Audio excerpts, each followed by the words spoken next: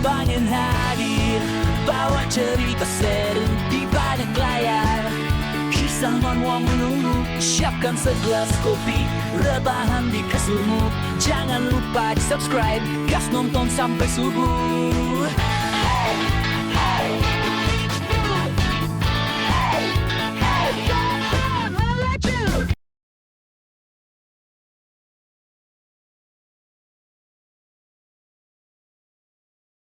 Suasana di kantor penagihan utang terasa begitu berat dan sunyi saat kilas balik itu dimulai, memperlihatkan momen ketika Kim Sang-an sedang duduk dalam diam sambil menerima laporan hasil penyelidikan yang sangat mendalam dari salah satu bawahannya yang paling terpercaya. Sang bawahan dengan wajah serius menyerahkan beberapa lembar foto sebagai bukti penting yang akhirnya mengungkap identitas asli dari sosok misterius di balik layar ranking stream yang selama ini dikenal luas dengan julukan Banpo Gotir Landlord. Terungkap dengan sangat jelas bahwa nama asli dari pria yang mengendalikan aliran uang besar tersebut adalah Kang Jang-dae.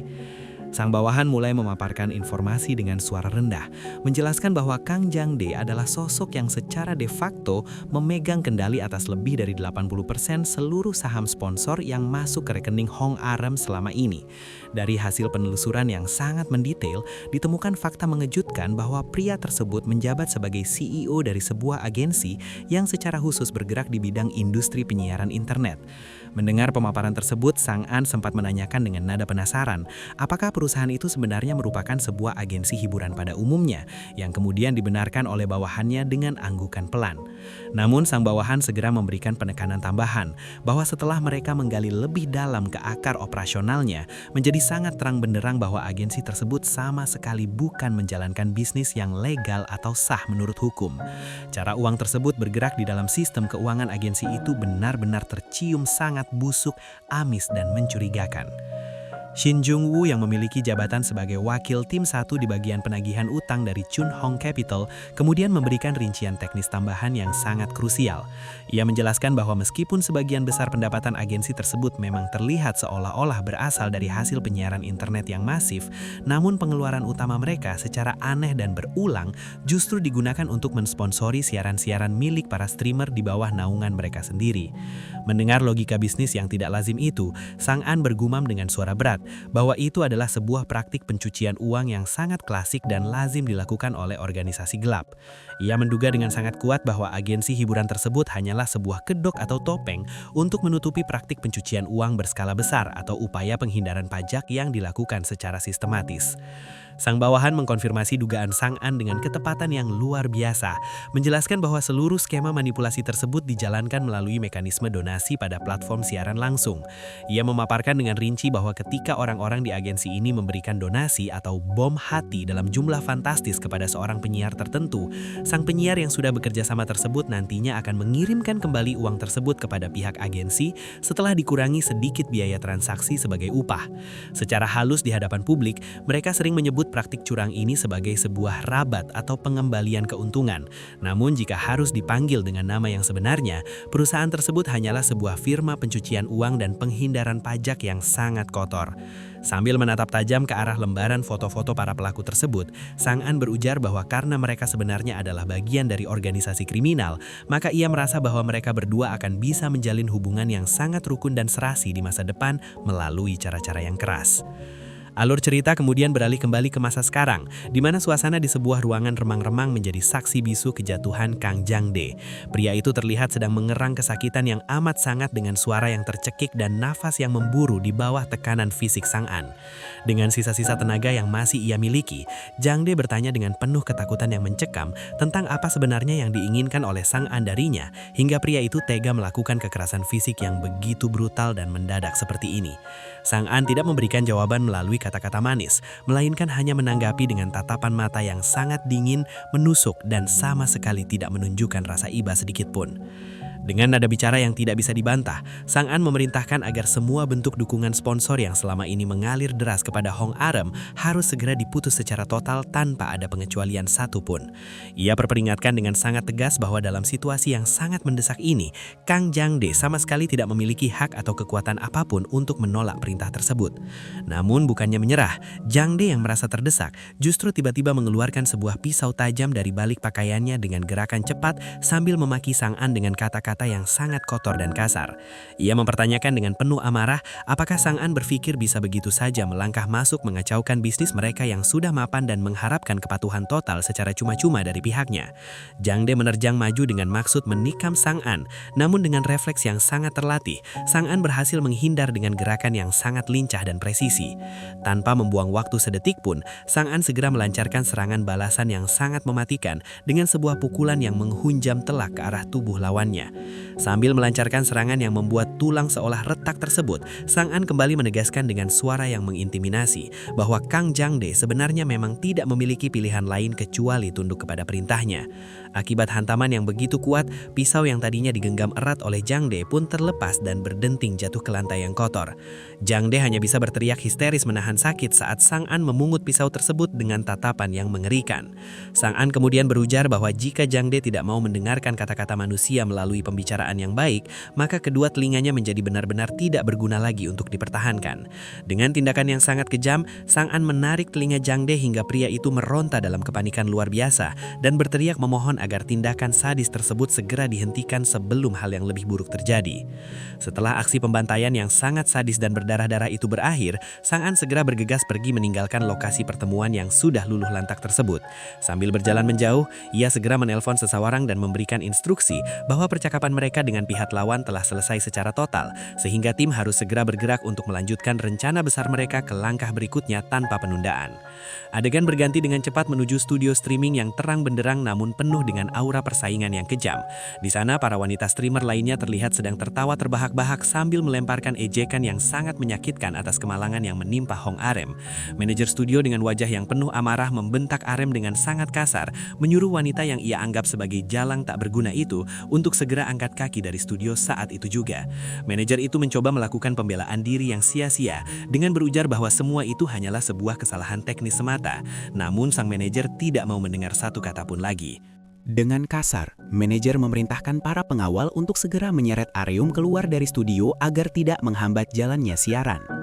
Areum berteriak sekuat tenaga, memohon agar dilepaskan saat tubuhnya diseret paksa oleh para pengawal, sementara para pria itu menyuruhnya untuk diam dan bergerak lebih cepat agar kehadirannya tidak semakin merusak kualitas siaran langsung hari itu. Manajer studio kemudian menyampaikan permohonan maaf yang sebesar-besarnya kepada para penonton atas kebisingan dan gangguan yang disebabkan oleh sosok yang ia panggil sebagai si pecundang, serta menjanjikan sebuah pertunjukan yang jauh lebih spektakuler di sisa durasi siaran. Rekan-rekan streamer wanita lainnya pun melambaikan tangan dengan gaya yang sangat sinis sambil mengejek Areum agar segera pulang ke rumah dengan memikul gelar pecundang yang memalukan. Dengan kejadian yang memalukan tersebut, Hong Ahreum secara resmi dinyatakan dan dikukuhkan sebagai pecundang terbesar dalam siaran tersebut.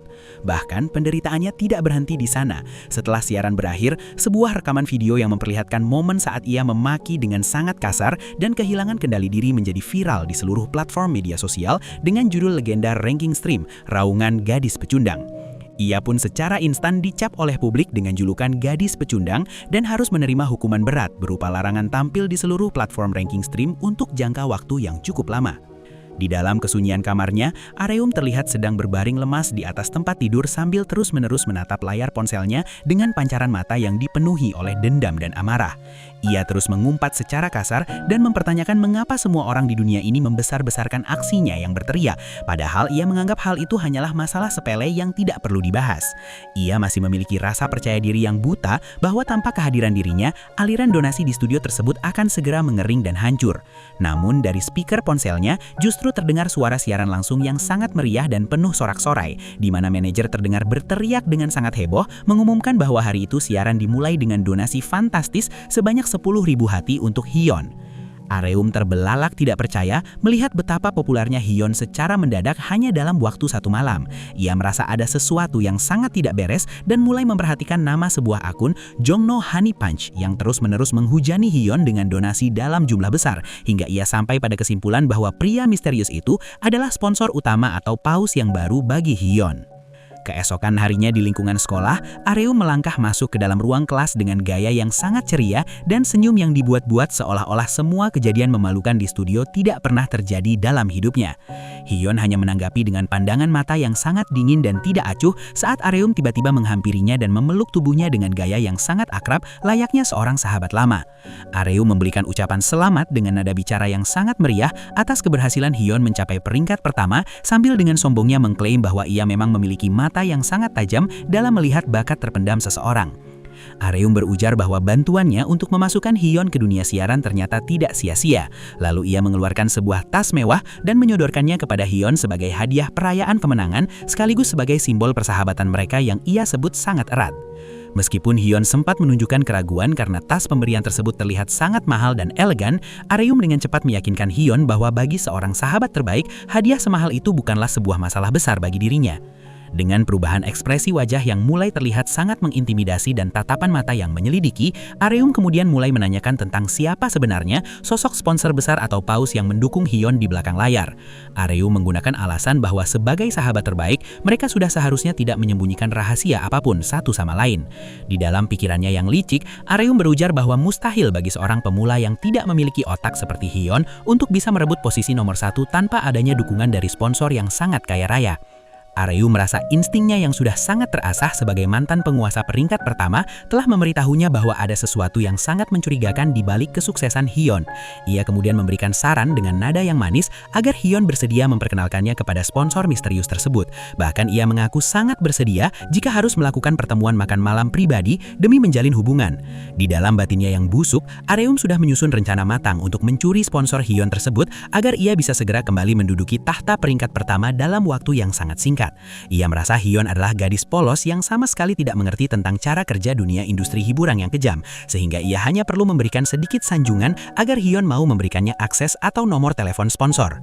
Secara sangat mengejutkan dan di luar dugaan Areum, Hyun justru menyetujui permintaan tersebut dengan sangat mudah tanpa ada perlawanan. Hyun mengungkapkan bahwa sang sponsor sebenarnya juga sangat menantikan momen untuk bisa bertemu secara langsung dengan Areum.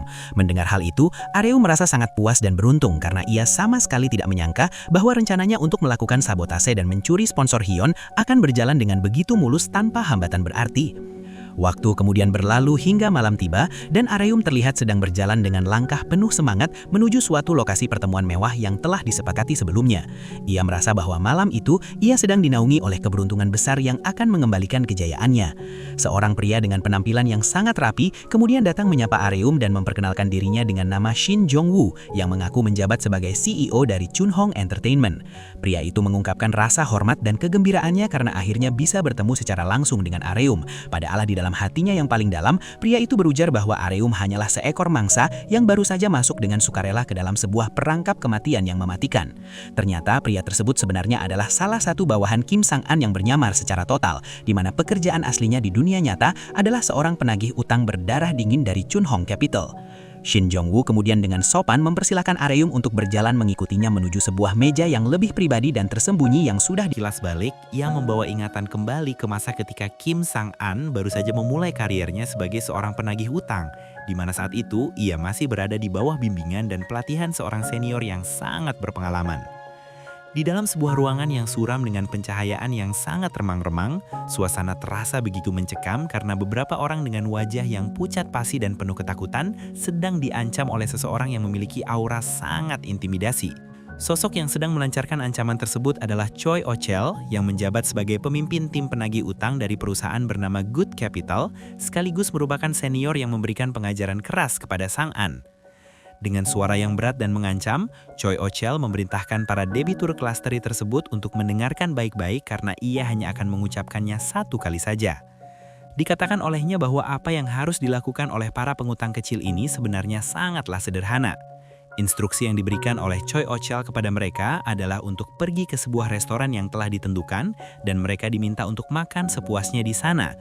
Tugas tersebut harus dilakukan setiap hari tepat pada jam makan siang selama 3 bulan ke depan tanpa terlewat 1 hari pun. Sebagai imbalan atas tindakan tersebut, tanggal pembayaran utang mereka akan diundur atau ditangguhkan, namun dengan syarat mereka harus berakting dan berperilaku layaknya pelanggan normal pada umumnya. Setelah memberikan instruksi tersebut, mereka semua diperintahkan untuk segera bergerak jika memang sudah memahami maksud dari perintah tersebut. Melihat taktik yang tidak biasa itu, Sang An muda bertanya kepada pemimpin tim Choi Oh-chel dengan nada bingung. Ia mempertanyakan bukankah pemilik restoran tersebut telah meminjam sejumlah besar uang dari bos mereka, sehingga ia merasa heran mengapa mereka justru memberikan bantuan kepada pemilik restoran tersebut dengan mengirimkan pelanjan. Mendengar pertanyaan polos dari juniornya, Oh-chel hanya tertawa mengejek dan bertanya balik apakah Sang An benar-benar berpikir bahwa bos mereka adalah sosok yang sangat dermawan. Dijelaskan oleh Oh-chel bahwa tindakan tersebut sebenarnya adalah metode khusus milik bos mereka dalam melakukan penagihan utang. Oh-chel menyarankan agar Sang An menunggu selama 3 bulan untuk melihat hasilnya dengan mata kepalanya sendiri, karena baginya melihat langsung jauh lebih baik daripada sekedar penjelasan. Sang An hanya bisa terdiam dengan raut wajah yang sangat serius sambil terus memikirkan makna tersembunyi di balik perkataan seniornya tersebut. Alur cerita kemudian berpindah ke masa sekarang memperlihatkan sebuah pertemuan antara Hong Areum dengan bawahan Sang An yang sedang melakukan penyamaran sebagai seorang CEO. Pria tersebut memaparkan bahwa rencana di Chunhong Entertainment sebenarnya sangatlah sederhana, yaitu bertujuan untuk mengubah Hong Areum menjadi bintang terbesar di platform ranking stream. Demi mewujudkan hal tersebut, perusahaan diklaim bersedia untuk menginvestasikan seluruh modal kapital yang dimiliki oleh perusahaan. Mendengar kata-kata bahwa ia akan menjadi bintang terbesar, Areum tampak sangat tergiur. Janji yang diberikan kepada Areum adalah jika ia bersedia menandatangani kontrak, maka pihak perusahaan menjanjikan perlakuan yang setara dengan selebriti kelas atas atau daftar A. Areum menanggapi bahwa syarat-syarat yang ditawarkan tersebut terdengar sangat luar biasa dan sulit dipercaya. Di dalam benaknya, Areum bergumam bahwa meskipun tujuan awalnya datang ke sana adalah untuk memanfaatkan atau memeras pria tersebut, namun syarat yang ditawarkan dirasakannya hampir terlalu indah untuk menjadi kenyataan. Selain itu, ia sempat merasa curiga karena pria di depannya terlihat sedikit terlalu muda untuk menjabat sebagai seorang CEO, sehingga ia mencium adanya sesuatu yang mencurigakan atau berbau amis. Seolah bisa membaca pikiran Areum, pria penyamar tersebut bertanya apakah dirinya terlihat seperti seorang penipu. Areum yang terkejut langsung menyangkal hal tersebut dengan gugup. Pria itu kemudian tertawa dan menyatakan bahwa kecurigaan Areum sangat bisa dimengerti karena ia sendiri pun menganggap syarat yang ditawarkan memang luar biasa. Oleh karena itu, ia menyatakan telah menyiapkan sesuatu untuk memenangkan kepercayaan Areum. Diinformasikan kepada Areum bahwa malam itu ia telah diatur untuk menggantikan posisi Hien di acara ranking stream. Pria tersebut menyatakan jika Areum muncul di acara itu, maka Areum akan bisa melihat sendiri kesungguhan dari pihak perusahaan. Situasi kemudian berpindah ke studio streaming yang sibuk, di mana manajer siaran sedang berteriak penuh semangat kepada para penonton setianya. Manajer tersebut mengumumkan sebuah berita sebelum acara dimulai, yaitu jagoan mereka, Hien, tidak bisa hadir malam itu karena alasan pribadi, sehingga posisi itu akan diisi oleh seorang pengganti. Sosok pengganti itu diperkenalkan sebagai gadis yang sedang menjadi bahan pembicaraan semua orang, yaitu gadis yang meraung alias Arem. Areum kemudian tampil di depan kamera dengan wajah datar dan tanpa ekspresi. Di dalam hatinya ia menghela nafas panjang dan berbatin bahwa ia hanya datang ke sana dengan pemikiran untuk menghasilkan sedikit uang, namun ia merasa reaksi dari penonton yang ia lihat di layar benar-benar sampah. Kolom komentar penonton pun langsung meledak dengan hinaan dan ejekan yang sangat kejam. Beberapa akun tertawa melihat Areum yang berani menunjukkan wajahnya lagi setelah kejadian memalukan sebelumnya. Ada pula yang menyebutnya sebagai gadis yang pernah memaki penontonnya sendiri, sementara yang lain mendesak moderator untuk membawa kembali Hien. Areum bahkan dihina sebagai monster operasi plastik dengan komentar-komentar yang menyerukan agar Ilian jatuh dan menuntut agar orang dengan kepribadian sampah seperti dirinya segera disingkirkan dari siaran. Penonton juga bertanya-tanya apakah hari itu ia akan kembali mengamuk dengan kata-kata kasar. Melihat komentar-komentar tersebut, Areum merasa sangat kesal karena penonton yang dulu memuja-mujanya kini justru berbalik membencinya. Ia mempertanyakan di dalam hati mengapa CEO tersebut justru menyuruhnya datang ke acara ini di saat reputasinya sedang hancur. Ia menyadari bahwa dengan reputasi buruk dari siaran terakhir, akan sangat sulit baginya untuk mencapai peringkat atas hanya dengan donasi yang biasa-biasa saja. Di sisi lain, manajer siaran justru ikut memanaskan suasana dengan berteriak kepada penonton bahwa ia sendiri pun sebenarnya tidak ingin memanggil Areum kembali. Dikatakan oleh manajer bahwa ia hanya membawa Areum kembali agar gadis itu bisa habis dimaki-maki oleh para penonton. Menilai dari sikap moderator tersebut, Areum merasa bahwa pria itu sama sekali tidak berniat membantunya dan justru memperlakukannya seperti lelucon belaka, sehingga ia merasa menyesal telah datang ke sana. Namun secara tiba-tiba raut wajah manajer tersebut berubah drastis menjadi sangat terkejut. Begitu pula dengan semua wanita yang ada di dalam studio tersebut, mereka semua tampak terperangah seolah tidak percaya dengan apa yang sedang terjadi di depan mata mereka. Areum sendiri pun tampak terkejut hingga ia mengeluarkan suara tawa kecil yang tidak percaya. Manajer tersebut kemudian berteriak histeris dengan suara yang sangat kencang, memberitahukan para penonton bahwa baru saja telah terjadi ledakan donasi sebanyak 500.000 hati untuk Lien. Notifikasi di layar menunjukkan bahwa 3 detik yang lalu, akun bernama Jonglo Snapping Turtle telah mendonasikan 500.000 hati. Areum tampak sangat terkejut sekaligus kegirangan yang luar biasa saat mendengar manajer menyatakan bahwa ini adalah rekor baru yang sangat fantastis. Bahkan dikatakan bahwa hari itu sudah tidak ada gunanya untuk melakukan peringkatan untuk orang lain karena jumlah tersebut sudah tidak terkejar. Areum bergumam di dalam hatinya bahwa Chunhong Entertainment benar-benar perusahaan yang sangat nyata dan kuat karena ia merasa mendapatkan dukungan sebesar itu padahal ia belum menandatangani kontrak apapun. Manajer pun terus berteriak memanggil nama Lien dan menyatakan bahwa Lien adalah nomor 1 yang tidak terbantahkan malam itu. Beberapa waktu kemudian, pertemuan kembali terjadi antara Areum dengan bawahan Sang An yang masih menyamar sebagai CEO tersebut. Dengan penuh keyakinan, Areum menyatakan bahwa ia akan menandatangani kontrak dengan perusahaan tersebut. Di dalam benaknya, Areum merasa bahwa pria di depannya adalah seorang penipu yang sangat mudah dibodohi atau merupakan pengusaha yang sangat naif, sehingga ia merasa tidak boleh membiarkan pria kaya ini lepas dari genggamannya. CEO gadungan tersebut kemudian menyatakan kegembiraannya karena merasa kesungguhan perusahaan dianggap cukup oleh Areum. Ia pun segera menyiapkan dokumen kontrak tersebut untuk segera ditandatangani. Areum sempat bertanya apakah kedepannya ia harus terus menampil bersama dengan Hien, karena ia merasa jika mereka terus bersama, maka posisi nomor 1 untuk perolehan donasi akan terus diperebutkan. CEO kemudian menenangkan Areum dengan mengatakan agar ia tidak perlu khawatir dengan hal tersebut. Dikatakan olehnya bahwa setelah Areum menandatangani kontrak dengan mereka, maka karier Hien akan segera berakhir.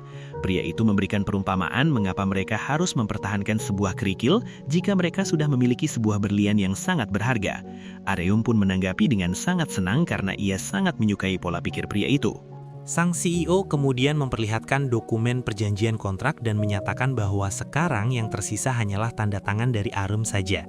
Saat menatap dokumen tersebut, Areum sempat merasa kebingungan dan bertanya-tanya di dalam hati mengenai arti dari istilah-istilah hukum seperti pihak A atau pihak B. Ia bahkan merasa sangat asing dengan kata menitipkan atau mempercayakan, meskipun ia merasa sudah memahami apa itu arti dari sebuah hak. Menyadari kebingungan di wajah Areum, sang CEO bertanya apakah ini merupakan pertama kalinya bagi Areum melihat sebuah dokumen kontrak, yang tentu saja membuat pria itu merasa sedikit terkejut karena ia mengira Areum sudah sangat akrab dengan dokumen semacam itu. Areum yang merasa harga dirinya terusik langsung berbohong dengan menyatakan bahwa tentu saja ia sudah sering melihatnya dan ia beralasan hanya sedang membacanya dengan sangat teliti. Ia kemudian bertanya untuk memastikan apakah pembayaran penyelesaian atau gaji akan dibayarkan setiap bulan. Di dalam hatinya, Areum mencoba meyakinkan dirinya sendiri bahwa dokumen tersebut tidak terlihat seperti sebuah kontrak budak yang merugikan. Sang CEO membenarkan hal tersebut dan menjelaskan bahwa jika Areum menandatanganinya hari itu, maka ia akan menerima pembayaran pertamanya tepat 1 bulan dari sekarang. Areum pun teringat bagaimana Hien bisa menjadi sangat terkenal karena tempat ini, ditambah lagi dengan ledakan 500.000 hati yang ia terima kemarin. Sehingga ia merasa perusahaan ini pasti memiliki banyak uang karena kantornya berada tepat di tengah kota Seoul. Ia pun merasa bahwa menandatangani kontrak ini tidak akan menjadi masalah bagi masa depannya. Sang CEO kemudian memberikan dorongan terakhir dengan mengatakan bahwa jika Hong Areum menandatangani kontrak tersebut, maka ia akan bisa menjalani kehidupan di tingkat yang benar-benar berbeda dari orang-orang biasa. Dan menurutnya, Areum sangat pantas untuk menikmati kehidupan mewah semacam itu. Meskipun sempat tampak sedikit ragu, Areum akhirnya memutuskan untuk mengambil pulpen dan bergumam dalam hati agar ia melakukannya saja, karena ia merasa tidak akan pernah lagi mendapatkan perlakuan istimewa seperti ini di lain waktu.